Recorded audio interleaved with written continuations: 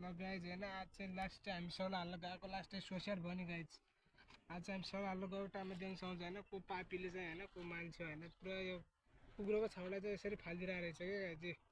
पुरा मरेको जस्तो लगाएर हामीले अब बचाउन सकिन्छ कि नै भनेर ल्याएको छ होइन। अब यसलाई चाहिँ हामीले अलि सेक्ने या गर्ने दबाई पानी गर्छौँ। अब बाँच्छ भने बाँच्छ, अब मऱ्यो भने चाहिँ के भन्ने अब बाँच्ने कोसिस गर्ने नै छु। अब हामीले अब यसलाई 2-3 दिन भयो होला सायद फालेको होइन। पुरा यस्तो बिजो गरेर फालिरहेको थियो देख्छौँ चाहिँ बढी केही चलाउन सक्दैन क्या। पुरा आँखा मात्रै ठुलो ठुलो च्याउँछ, अरू त केही गर्न सक्दैन देख्छौँ नि। अब हामी यसलाई खानासाना खुवाउँछु, त्यसपछि हेरौँ के हुन्छ होइन, बाँच्छ कि नै। अब हेरौँ पुरा आँखा मात्रै च्याउँछ, पुरै शरीर मरिसक्यो क्या।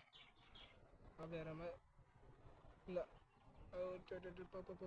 त्यतिमै छैन कराइरहेको छु। भात खाना पनि भात त हालिदियो तर किन खाएको छैन क्या। यो भात हाल्नुपर्छ कि के हो, खानै खाँदैन बिचरा यार। मान्छे यतिसम्म पापी हुन्छ भनेर सोचेको पनि थिएन गाइस।